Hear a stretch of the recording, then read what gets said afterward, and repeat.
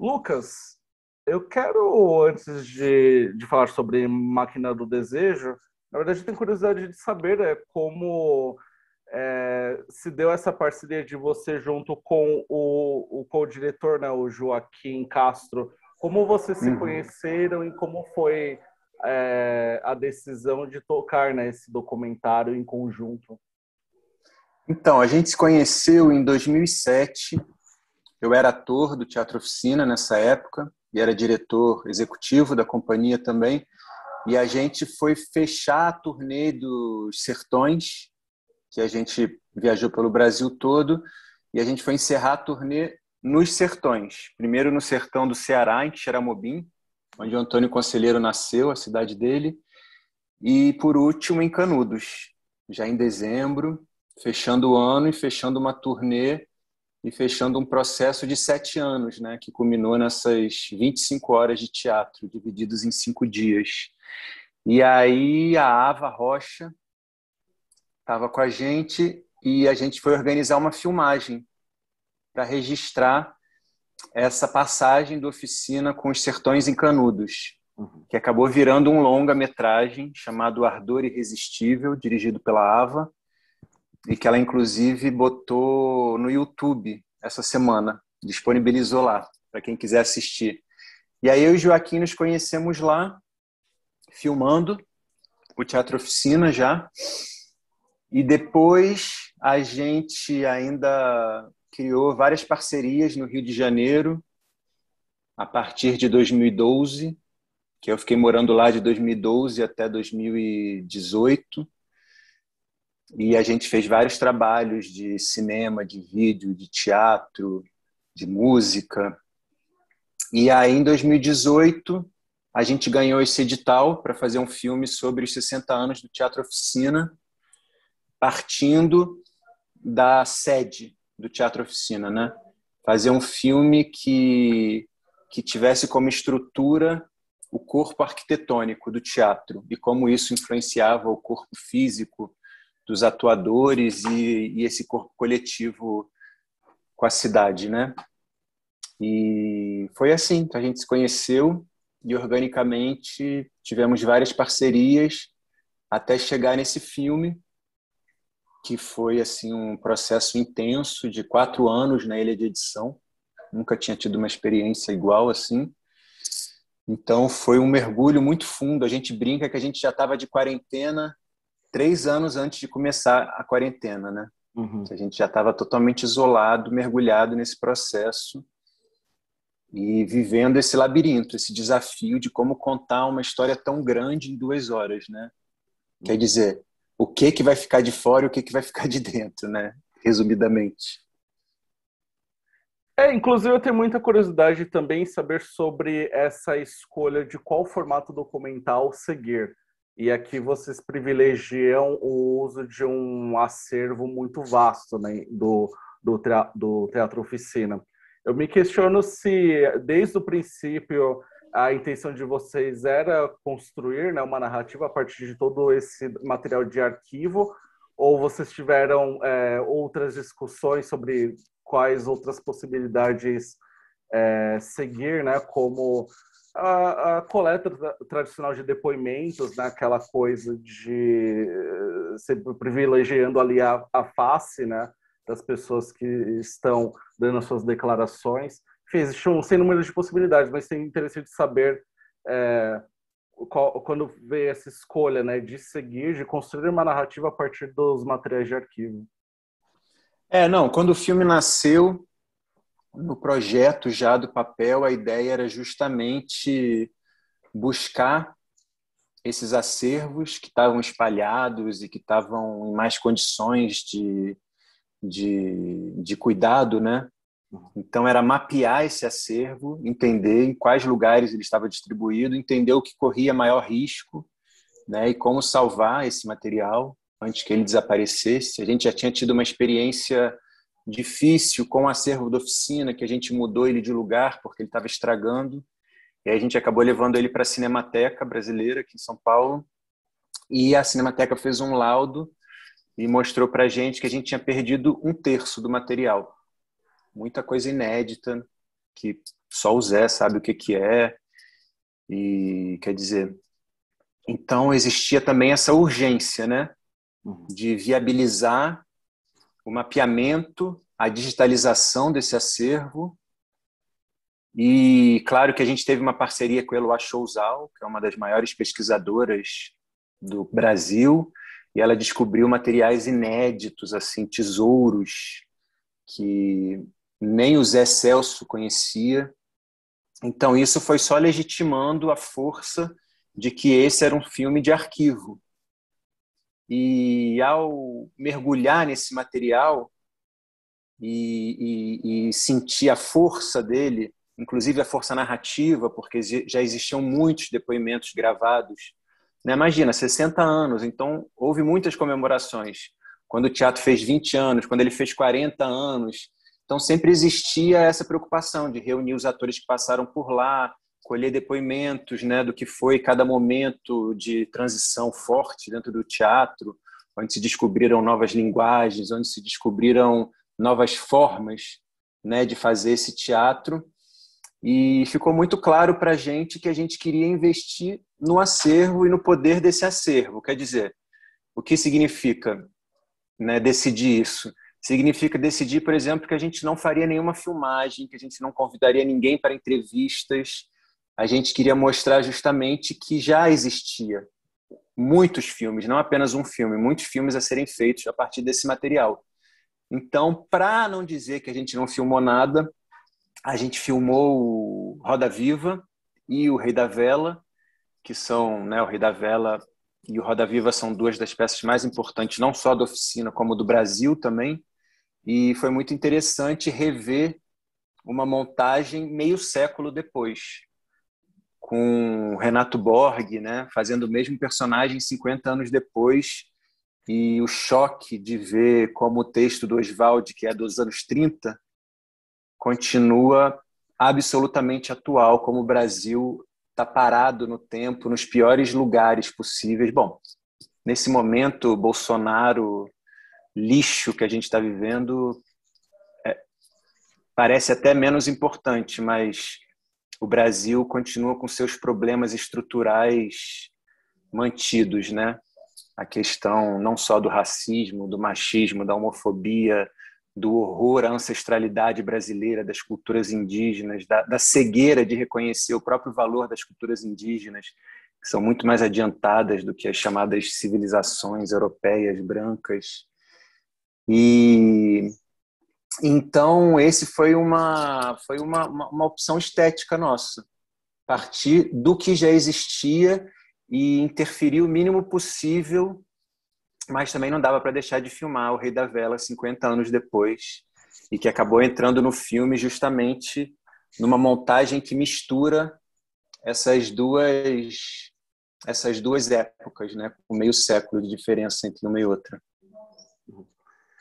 O teatro oficina ele é sempre visto como um símbolo de resistência na arte, sobretudo por ter durado, né, tantas décadas, atravessando aí tantos períodos nebulosos do nosso país, né?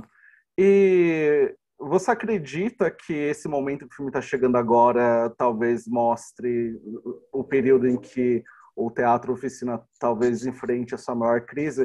Não somente por conta desse contexto de pandemia, mas justamente como voltou a reinar, né, certo conservadorismo na nossa sociedade, até mesmo como a arte é vista pelo público, né, de uma maneira sempre com muita censura. Olha, o Teatro Oficina é um lugar de resistência, primeiro porque é um lugar, um território, né, no meio de uma cidade, como o próprio Aziz Absaber fala no filme, da maior capital cultural do terceiro mundo, né? Então ele consegue resistir ali num quarteirão que pertence a um grupo bilionário, né, que é inclusive um grande apoiador do Bolsonaro, que é o Silvio Santos, né, que até o sogro dele é ministro do Silvio Santos, sem nenhuma experiência, sem nada, ministro do Bolsonaro. Então, o próprio lugar, o próprio território da oficina já suscita esse lugar de resistência ao mainstream, né? Aos grandes poderes, né, que cercam aqui São Paulo e que refletem os poderes que dominam o país, né? Que são a especulação imobiliária, que são os grandes produtores, né, que não levam em consideração a própria terra, a natureza brasileira, né, que hoje, 2021, o grande tesouro dos países é como se manter, né, a sua natureza, as suas águas, né, prevenir o máximo o grande apocalipse que vem aí. E a gente vai nessa contramão, destruindo todas as florestas, atacando os povos indígenas, atacando os quilombos, atacando toda a nossa resistência, né? Resistência no sentido de que, em vez de ser celebrados, eles são atacados, então eles precisam resistir. Então, eu acho que o filme, simbolicamente, representa tudo isso, né? Embora seja uma companhia de teatro, né? Um grupo de movimento cultural, mas que, no fundo, representa todos esses movimentos culturais, que são políticos, que são poéticos, que são movimentos que, no fundo, são obrigados a resistir, porque a gente está num país que ataca, né? Ataca a estrutura, o fundamento da sua própria identidade, né? Então, o Teatro Oficina, ele representa muito forte tudo isso, né? E aliado a esse fator de resistência, também tem esse lugar de invenção e de autocrítica e de nunca aceitar as coisas como elas são, de nunca ter essa postura, bom, tá tudo difícil mesmo, então vamos nos adaptar. Não. Sempre batendo o pé de que o caminho ele tem que ser cavado e você não pode abrir mão de continuar cavando esse caminho, por maiores que sejam as barreiras que o seu próprio país impõe a você, né? Sim. Como você teve toda essa intimidade com todo esse acervo, né, que o Teatro Oficina produziu ao longo de 6 décadas, e como o filme também está inserido na programação de um festival que geralmente programa esses documentários que abrem essas discussões em relação a arquivo, à conservação e também à transição, eu me pergunto como que está em relação a esse material armazenado pelo Teatro Oficina, porque eu soube que recentemente o prédio administrativo em que eram armazenados, né, todas as gravações, todos os figurinos, todos os documentos foi inativado, né, e de uma maneira brusca, né, que pegou todos de surpresa. Você consegue dizer como que esse material está sendo cuidado agora por conta dessa descontinuidade, né, desse espaço de conservação? Olha, o Teatro Oficina, ele tem muitos núcleos de acervo, né? Então, ele tem um núcleo audiovisual, que está espalhado pela Cinemateca Brasileira, pela Unicamp, toda a parte de papéis, textos, cartazes, desenhos, né? Então, ele tem os figurinos que estavam num acervo lá no Bexiga. Ele tem os objetos, né? A direção de arte, os cenários que ficavam num outro lugar e a casa de produção. Então, quer dizer, como a grande maioria dos trabalhadores de cultura, o Teatro Oficina também foi despejado de seus outros, né, de seus outros locais de cuidado desses acervos, né, que tem desde trabalhos do Hélio Aschbauer, figurinos do Clóvis Bornai, tem assim um tesouro histórico enorme, mas como o Teatro Oficina sempre foi, nas últimas 6 décadas, absolutamente autônomo, independente, nunca recebeu nenhum apoio do governo do estado, da prefeitura, para cuidar desse acervo, que deveria ser de interesse das secretarias de cultura. Então, obviamente que durante a pandemia, com os teatros fechados há 1 ano e meio, né, já é difícil manter aquele espaço, né, da Rua Jaceguai 520, onde são apresentadas as peças. Imagina os outros espaços, né? Uhum. Então, quer dizer, foi, assim, é uma coisa que ainda não está resolvida, né? Então, os acervos estão todos espalhados lá entre o próprio teatro e espaços improvisados nas piores condições possíveis, né? E essa é uma questão muito importante, né? Como você falou, a gente está falando, né, de um filme que fala de acervo, de um festival que fala justamente do cuidado da memória e essa é bem a situação que a gente vive no momento, né? Que o Teatro Oficina vive no momento.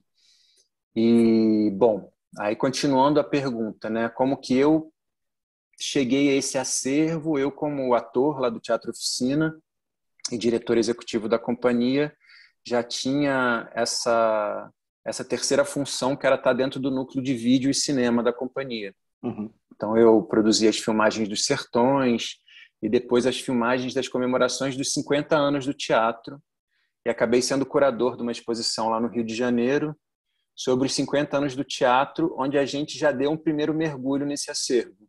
Uhum. Então, para levantar essa exposição, que foi uma exposição super bonita, organizada pela Heloísa Buarque de Holanda e pelo Alberto Renault, uma exposição super high-tech, com dezenas de aparelhos de televisão transmitindo trechos selecionados por nós, para contar um pouco desses 50 anos. E dentro dessa pesquisa, já foi um primeiro contato, né, com a força e a potência desse material. E aí, quando a gente ganhou o PROAC, o edital aqui de São Paulo, e a gente pôde chamar a Eloá Chouzal, que é essa pesquisadora fenomenal, ela organizou todo esse material, catalogou, e aí, a partir desse trabalho dela, a gente teve uma organização para começar a montar vários núcleos temporais, né, dividir tudo que a gente tinha por décadas e aí contando, descobrindo qual é a linha que atravessa o filme e que às vezes é linear, às vezes ela se livra da própria linearidade e traz elementos de outros tempos para contar aquela situação que a gente está narrando naquela sequência, né? Uhum. Mas uma questão, você disse que o Joaquim e você passaram anos, né, num processo bem árduo de pós-produção, verificando todos os materiais, as possibilidades de montagem desse documentário. Eu me pergunto se, dentro dessas possibilidades, vocês encontraram ali outros caminhos que possam abrir para algum outro registro, talvez até mesmo em um formato diferente, como de curta-metragem, ou até mesmo de uma videoinstalação. Não, com certeza. A gente passou esses 4 anos justamente experimentando várias possibilidades de filme, né? Uhum. A gente, sem dúvida, a gente criou pelo menos uns 10 filmes diferentes até a gente chegar nesse último que virou Máquina do Desejo e que foi lançado para o mundo, porque a gente brinca, né? Que a montagem nunca acaba. Você é que decide abandonar, porque as possibilidades de continuar contando a história, elas são infinitas. Então, a gente, nesses 4 anos, a gente fez bastante filmes diferentes e a gente teve um trabalho muito aberto, assim, a gente participou do DocSP, dentro desse programa que eles têm chamado Rough Cut, que é, na verdade, você levar e expor numa sala de cinema como é que está o seu filme naquele momento, embora ele ainda não seja um filme fechado. E aí discutir essa montagem com montadores do Brasil inteiro.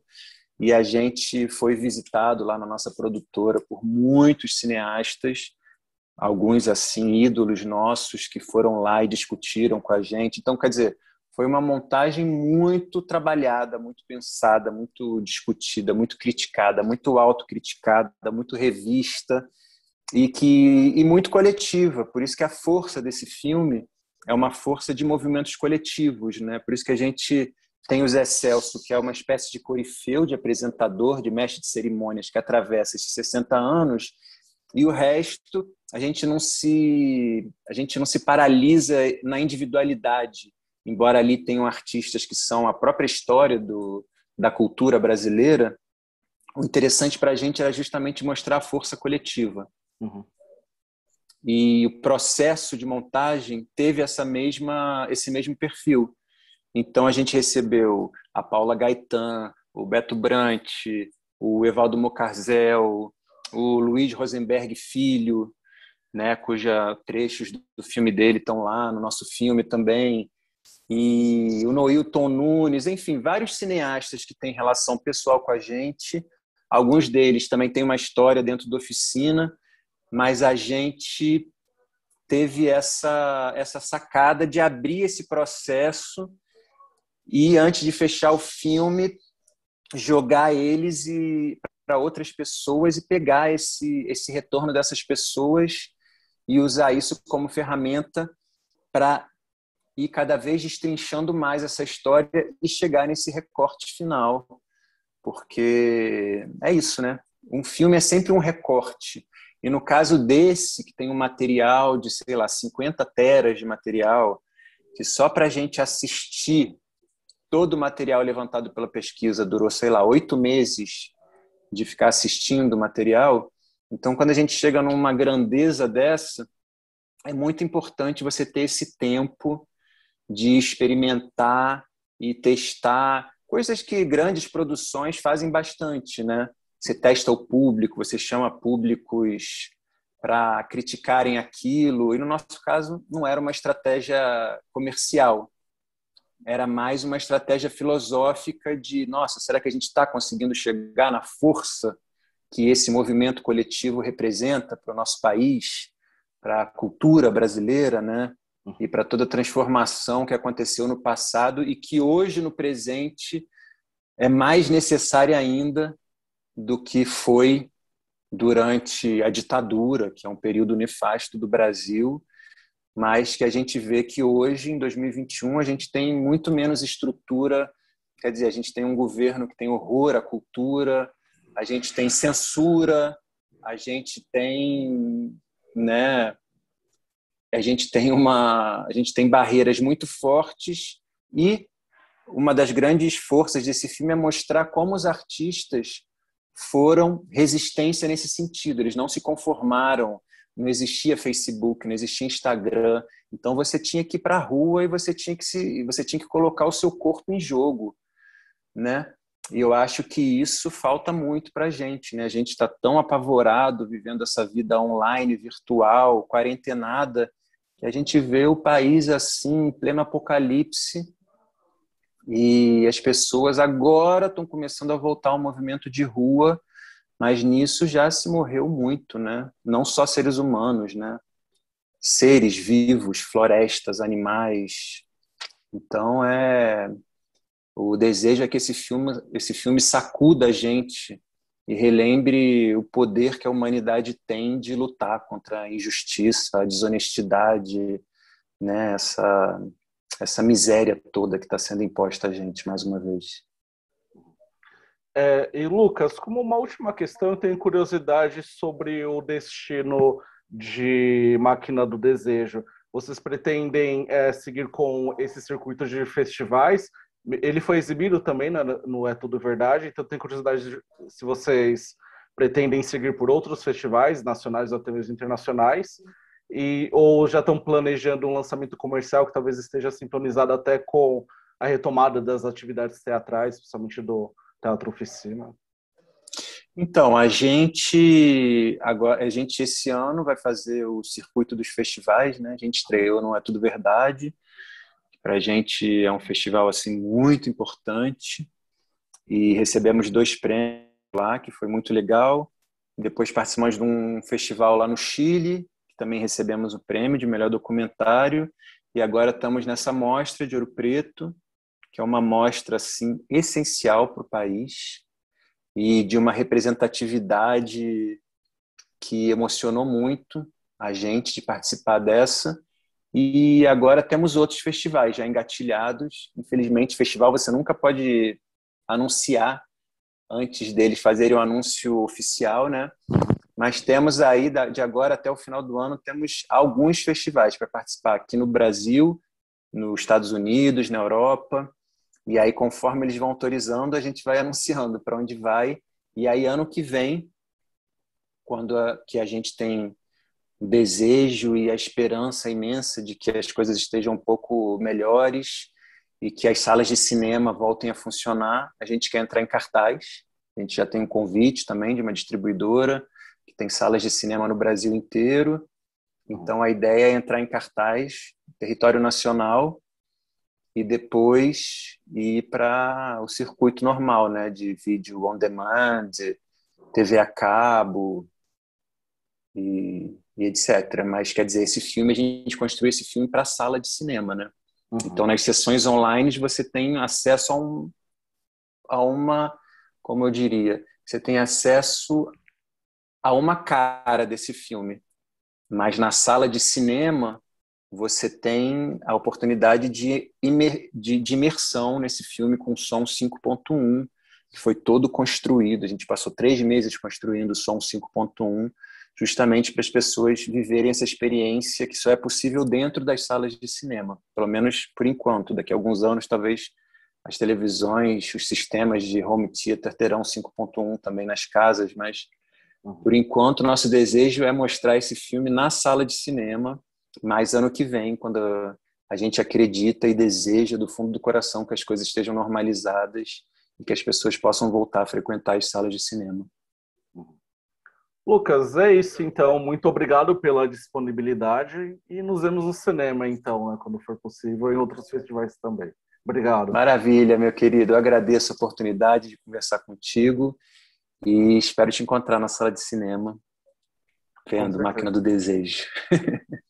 Um abraço. Boa tarde. Abraço para você também. Tchau. Tchau.